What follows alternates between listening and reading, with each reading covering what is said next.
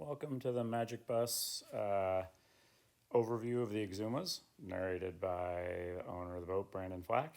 I've cruised the Exumas for 3 or 4 months during the COVID pandemic, and we've been down there for a few weeks at least every winter for the last few years, and just sharing some tips and advice for our future guests so you guys can enjoy your trip, see the highlights. But I will add that what we love about the Exumas is all the things we find every time we go. And so you may very well find some cool spot where you don't see any other boats, and you go in there and enjoy it and spend a couple days. It's all good. The Exumas are spectacular. So a little bit of an overview. What we're looking at here is this is Nassau, and down here this is Exuma, not to be confused with the Exumas, which is this island chain in the middle. So this is called Great Exuma down here where Georgetown is, Nassau. Pretty big open stretch of water from Nassau to Highbourne, and then the island chain all the way down. And you can see it pretty well if we slide over to the satellite, how it all looks. Getting into the details then, we're going to go into where we keep our boat in Staniel, which is right in the middle of the Exumas, and we choose that spot so you never have to worry about any big open water crossings to start your vacation. You're pretty much where everybody else is trying to get to, is like we always say. So here we are at Staniel Cay. This is the airport where you're going to land. Right across the street from the airport, and I say street, it's more of a dirt road. There's a dinghy dock here, which most likely that's one of two locations where the dinghy might be. You'll know based on the arrangements we've made with you. You can cruise right out here through the dinghy channel. As you go by the boatyard here, you'll see a bunch of sunfish. There's a nice little restaurant right next to there where you can go in for a quick lunch if they're open. There's also, you can tie up at the dock here for this restaurant and walk in, and the Pink and Blue store are right up there on top of the hill, which are two of the places to go shopping for groceries and stuff like that. You cruise around by the town dock here, and as you come out this side, you can take the dinghy right across by the Staniel Cay Yacht Club. You'll come down here by this set of island keys, and the boat is right back here on the mooring. Pointing out a couple of quick things right around here. I'm going to switch over the satellite view a little bit. Right here, this is what they call the grotto. You take the dinghy from our mooring around here, anchor the dinghy out, and you can swim underneath this island. And it's featured in the James Bond movie Thunderball. Very cool thing to do. Best to do at low tide. Easiest to swim into. High tide, you can still get in there, but it's very nice to be in there at slack so you're not fighting the current. So low tide's best. Dead high tide's good. Either one of them, at slack though, really helps. And then down here, you'll find on the chart, if you look in the Aqua Maps chart, which is the one we're using, there's an iPad on the boat that has this chart on it. There's a small sunken airplane, which is just a nice snorkeling destination here for something to do. And then as we zoom out around the corner, right here, this is Pig Beach, where you dinghy in and you can feed the pigs, which is a lot of fun. We've got some tips and tricks on how to do that in the Bible. But the big thing is, don't bring food on the beach. You'll look like an amateur. It's fun to watch everybody else try that. But what you want to do is dinghy up to the beach to the point where the pigs have to swim out to meet you so they can't stand on their hind legs and try and get in the boat. Throw them some food, enjoy petting them when they're swinging by in the water. And then when you're all done with all the food you have on board, bring the dinghy in, drop the anchor, walk into the beach and play with the pigs on the beach. And if you don't have any food on you, they won't bother you. But watch the people that do bring food on the beach get chased up and down the beach. It's pretty hilarious. So those are pretty much the major things right around Staniel. I'm going to go back to the chart and zoom and talk about some of the things if you were going to go further than what we'd consider your basic super easy dinghy ride. On a calm day, you can take a dinghy ride out here to Harvey Cay. And inside this point of Harvey Cay is some of the best bone fishing in the world. Extremely shallow. It's all almost sandy at low tide in here. And really the main thing to go out here for is fishing. You can also go right around here in this orange mark right there. That is the Foul Cay Resort. Fowl Cay is owned by the owners that own Sandals, but it's their private resort. They don't brand it as a Sandals, but you can make reservations ahead of time and go in for a really nice all-inclusive drinks and dinner. That you can look details up on that at the Fowl Cay Resort. And then this is probably beyond a dinghy ride, but Sandy Cay right here is a very pretty spot. I'll try and flash some photos here on the screen if I get to an edit of this video. But really nice place to anchor out and walk in. You feel like you're on your own secluded island. Generally, there's a mega yacht or two around it, but very, very cool spot to check out. Then as I'm going to zoom out a little bit more here, I'm just going to go back to just an overview of the Exumas. We tend to like to go north because in this range right here is the Exuma National Park, north of Staniel Cay. As you get south, there's a few places to stop, but they're not really close to as breathtaking as the park.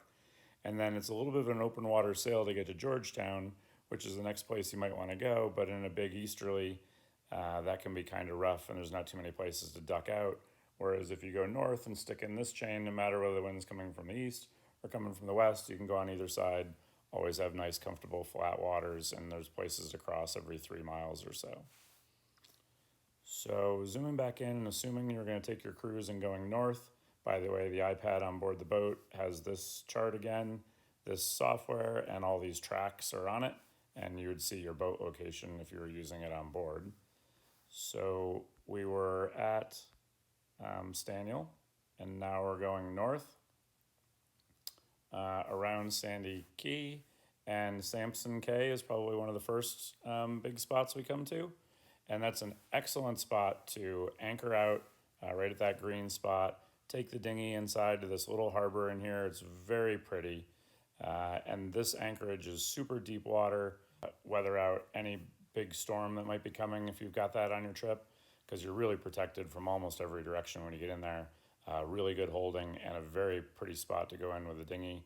That's also extremely protected if you have a bunch of wind in any spot. And a great place to spend the day, low or high tide, super fun in there. As we continue north here, we're going to get to what I would call my favorite secret spot, which is right here inside Little Pipe Cay, which gives you great access to Pipe Creek, which is a bigger version of what we were just sort of looking at Samson. But you can see all this is dry at low water, but at high water, it's got high tide, it's got water over it. So these beaches just appear out of nowhere. It's nice and protected in here. This anchorage right here is a little bit tricky because there's a hard bar in the middle. So as you're coming through, and again, the track's on our chart, you've got to stay off this shore, but you also got to worry about a hard bar in the middle. But it's visible as you read the water. It'll look sort of more a tannish color.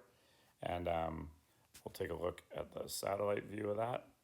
And so you can see on the satellite view, you're coming in between these two. There's room for about 3 boats to anchor in here with swing room. Normally there's only 1 or so in there, but really neat spot. This little beach right over here is a favorite of ours to go hang out on. The channels through here are all super deep, but then they go straight up to sand. And it's definitely one of our go-to places as we start cruising north. You'll see this track, the red track here, that brings you around to Thomas Cay. I've done that before. It's challenging. You've got to be on the lookout as you go through this narrow channel. And I don't think the reward of Thomas Cay is really that great. But you can also get there by anchoring here at Little Pipe and dinghying through across. There's a loyalist reserve, a loyalist ruins on the island that you can go look at. The other side of the island is pretty, but it's not something that if I was just doing a 7-day trip, I'd go out of my way to go to. So continuing on with the trend of going north, now we're going to come to Compass Cay. So Compass Cay has a whole bunch of things around it where you could literally spend a day or two here. First of all, the approach is through here, around this corner, and following the marks through. I recommend this only at high tide, right around this red spot. We've bumped in the sand a couple of times before. You've got to use the range markers here on land to guide you through, because not all these markers are here. Taking again a look at the satellite, you can sort of see the channel, although that moves all the time. So you've got to have a pretty good idea of getting through there. And I'm not quite sure the reward of getting into here to this anchorage is that great, because this anchorage right here is actually very good and very protected and much easier to get to. So we'll normally come up here, line up with one of the 2 or 3 other boats that's anchored here or here, and then we'll dinghy around into Compass Key, where there's a $15 landing fee here, but it's a neat spot where you can swim with the sharks. You know, they have a little dock where you can get ice cream and beers and stuff like that. It's they've maintained the island very well. It's a nice walk over to the other side. It's a very pretty beach here. Good place to go with kids that are looking for something more than just the flat out desolate beach. There's generally a little bit more activity around here, as a lot of people from Florida may come over and stay at these docks with their medium-sized cruisers or yachts, and generally a lot of activity going around Compass Key. Michael Jordan often keeps his boat here, so if you see Catch 23 on the AIS, most likely if the boat's out there, Michael Jordan's out there with them. So then the other things I like about being here at Compass Key in these anchorages is this is, they call this Rachel's Bath, which you can dinghy up here, and this is a hike, a walk, and you know, bringing a set of flip-flops or shoes that you can walk around the islands in is a good idea for when you're walking around these keys. And this is definitely one hike where you'd want to bring something like that. As we zoom in on it, what's unique about it is as you follow this river across, you get to this point on the northeast corner, where the waves actually can wash from the outside in, and it creates Rachel's Bubble Bath here, which is a fun place for everybody to go swimming and watch the waves crash in, and it's just a really pretty spot, and I'd put it on the list to do for sure.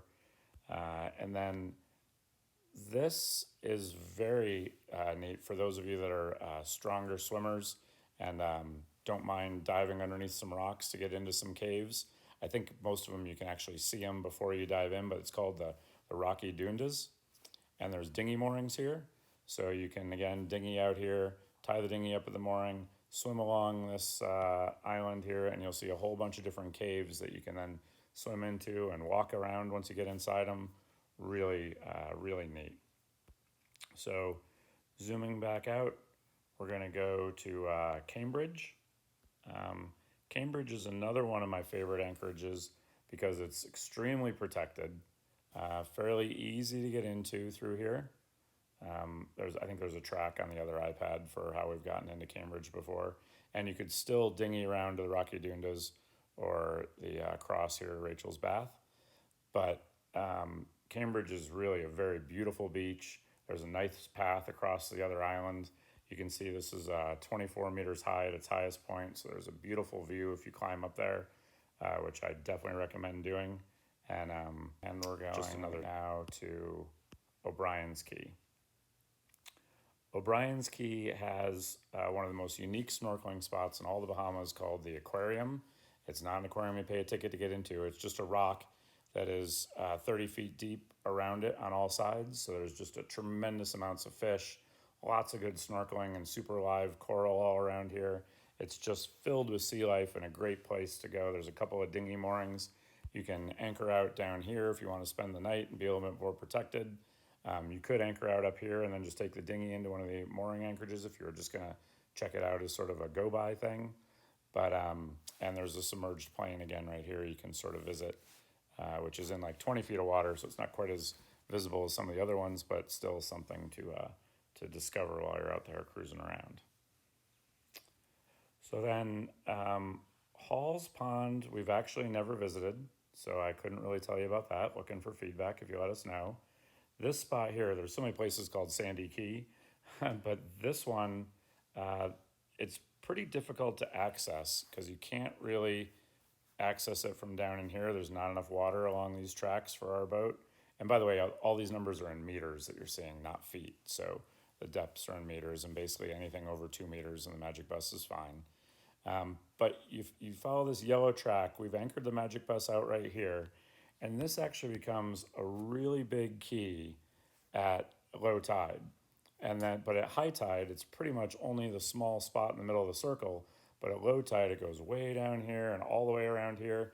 And it's one of those things where you're basically on a beach that nobody's ever walked down before as it gets exposed at low tide. And a really fun place to stop for an afternoon.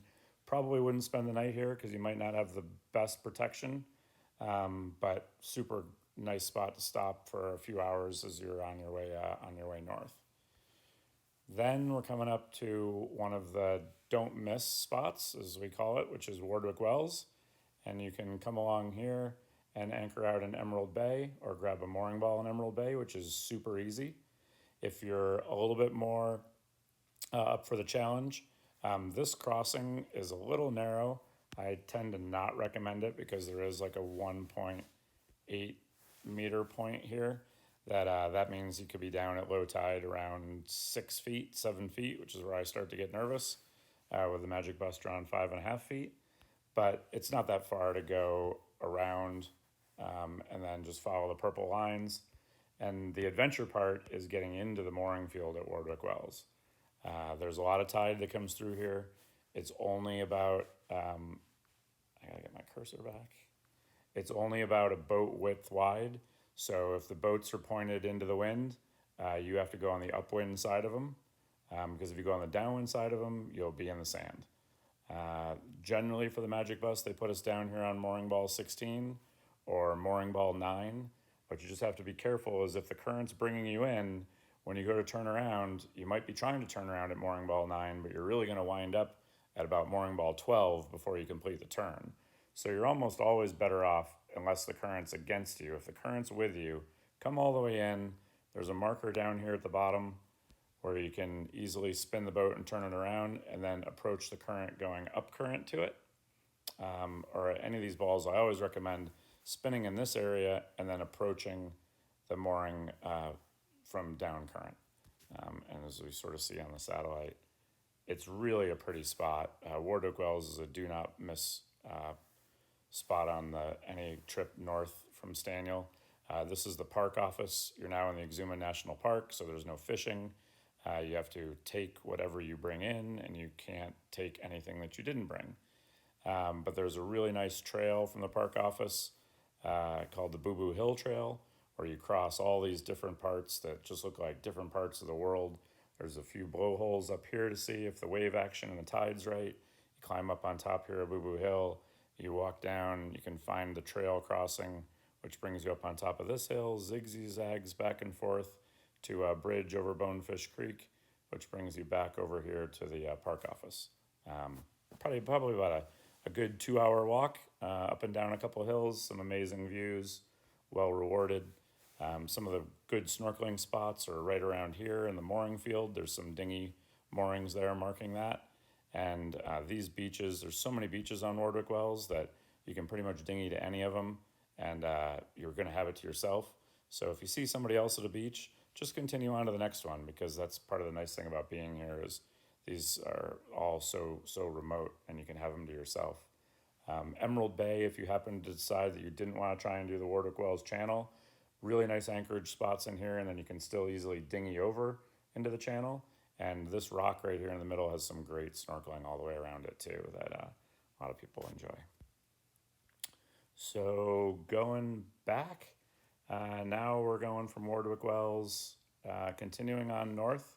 And these rocks are really just a lot of rocks. There's really not any beaches per se that you could get out to visit with them. So we've taken this green track before in a big southerly breeze to try and avoid the waves coming from the south. But most of the time, you would probably leave Warderick Wells, follow the purple line in a big east breeze, and then reach down and up to your next spot, which is probably Hawksbill. Hawksbill, again, another pretty mooring field. Very pretty beach to be able to explore in some of these little coves and stuff. This beach over here on the south end of it is really pretty. These moorings, again, are dinghy moorings. There's a lot of good snorkeling in there. The Magic Bus would be anchored around this purple spot or using the mooring balls. The mooring balls all have a fee for our boat of about $50 a night. They encourage you to use the moorings so we don't really chew up the bottom.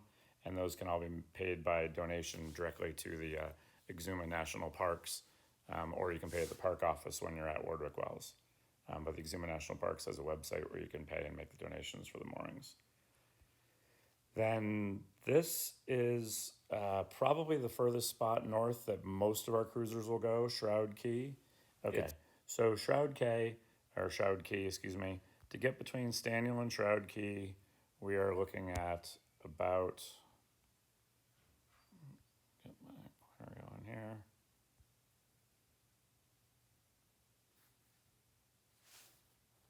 Is that right?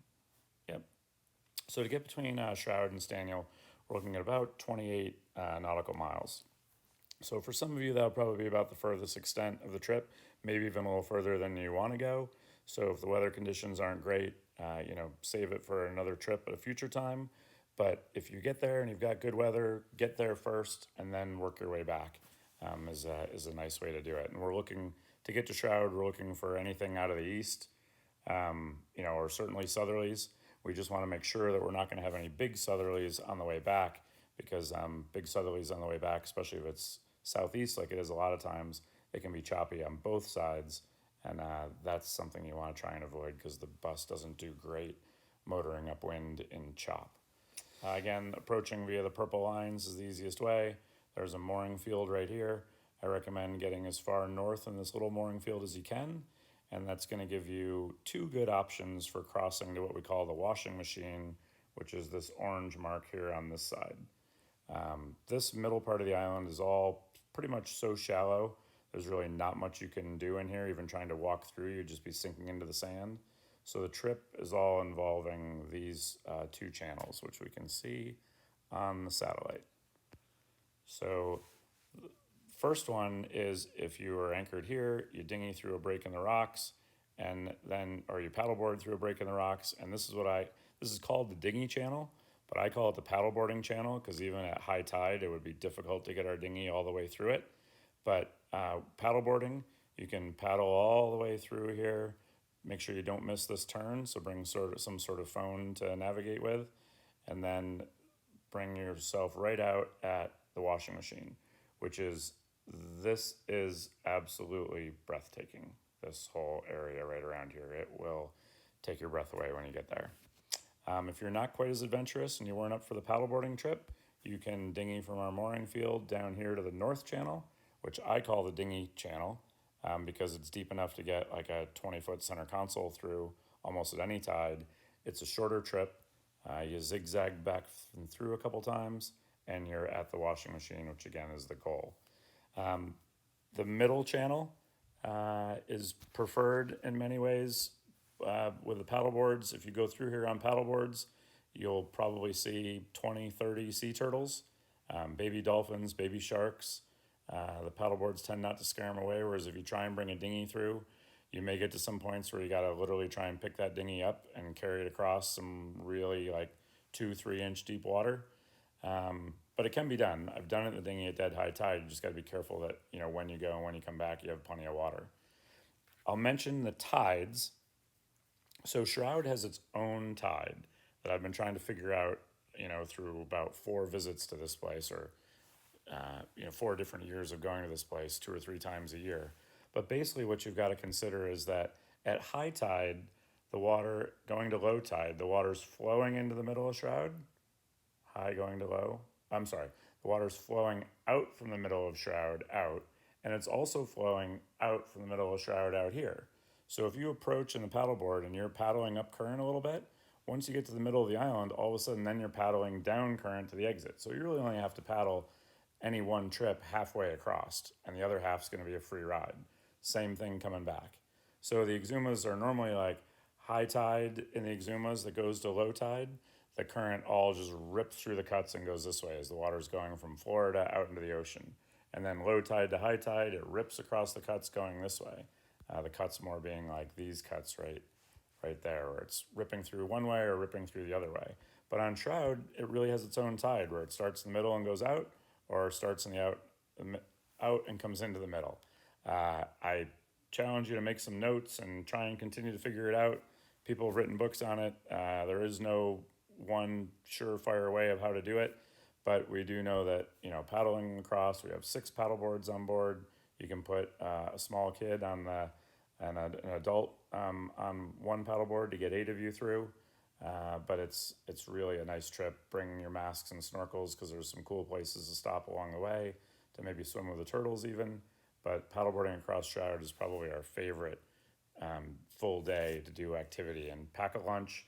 Plan on spending a while down here at this beach. Leaving Shroud, there are 2 more spots to the north we can go to. The first one is Norman's Cay, which this was made famous by the Fire Festival. They tried to have it here.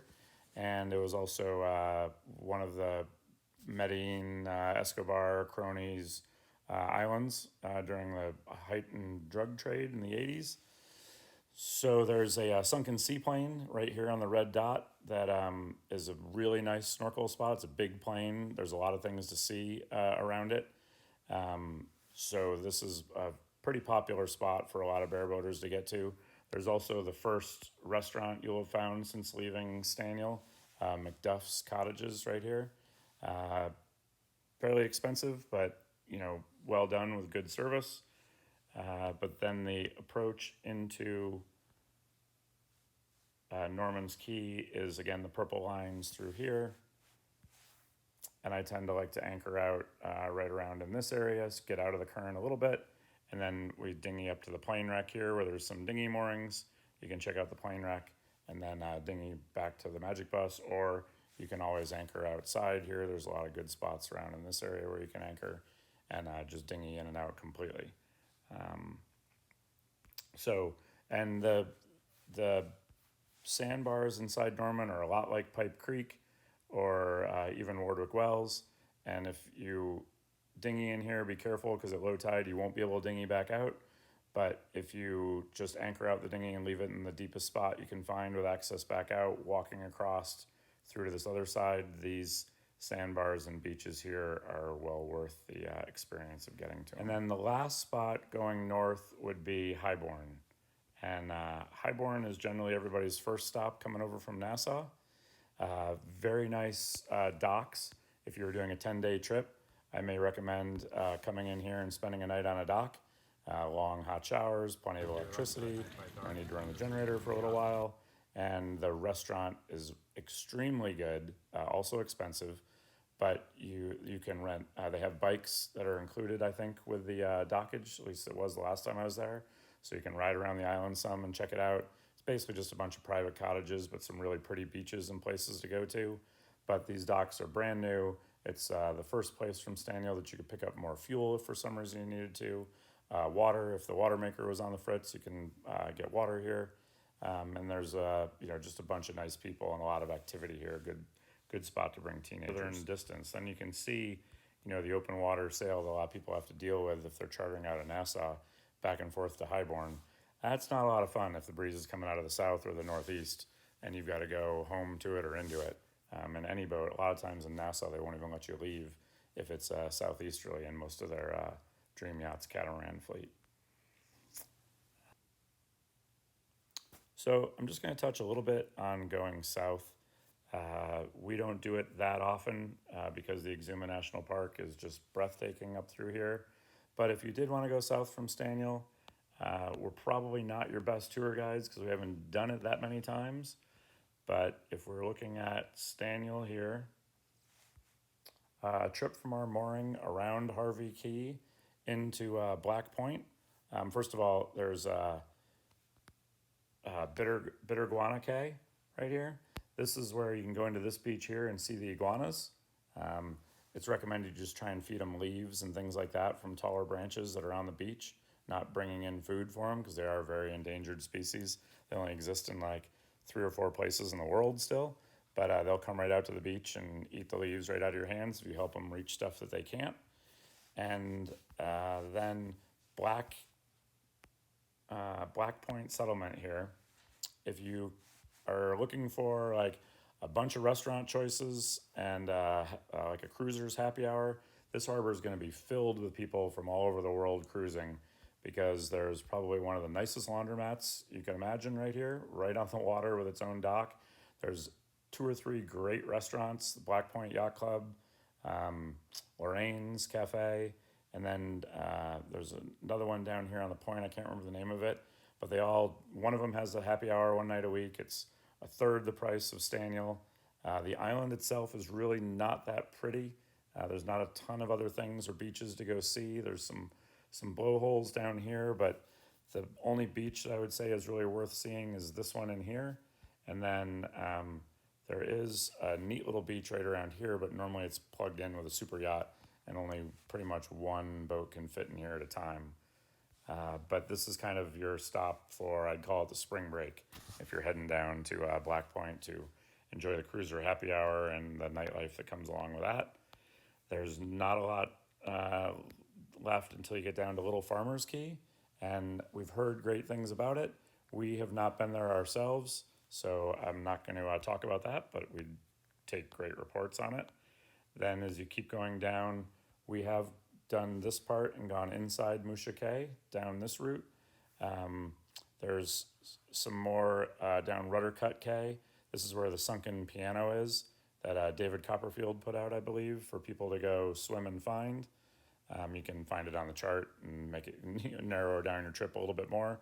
But some very nice protected anchorages in here, some really pretty sandbars and stuff to see. And then once you cut out there, you're pretty much open water to Lee Stocking Island as a place you can cut in and stop. Or the next stop is really all the way down to Georgetown. So you can see it's pretty far down the chart.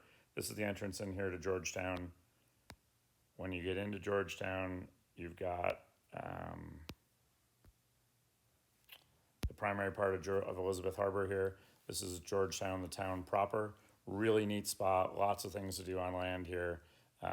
Village shops, restaurants, good place to provision, very cool dinghy dock setup. And then right across the harbor is the Chat and Chill, which next to the Staniel Cay Yacht Club is probably the second most famous bar in the Exumas. Lots of global cruisers will be anchored out all along here, so there's always a lot of activity.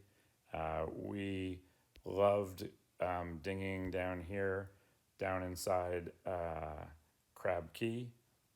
These all become sandbars at low tide, so there's a lot of cool things to see.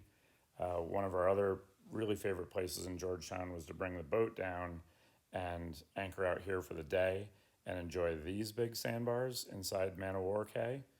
That's really dry at low water. There'll generally be a lot of center consoles and smaller boats that'll come out there for the day, riding down from Georgetown, but very pretty spot. Crab Cay, we should mention that this has a Bahamian ruins on it. And if you don't know what Bahamian ruins are, they're basically resorts that got half built. The government changed hands, and the resort builders couldn't afford the bribe for the new government, so they walk away from these amazingly half-finished resorts that look like they could host a wedding today, but just don't have power or electricity. And that's kind of a neat thing to go explore around on Crab Cay. But you can see again, Elizabeth Harbor is really the only spot to stop in Great Exuma. And to get there, you're probably going to have at least a 20-mile open water sail from when you've got to duck out. And from Staniel, you're looking at almost 50 miles.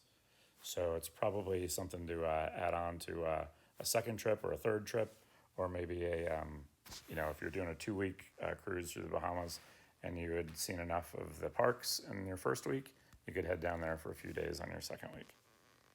But other than that, that is the Exumas.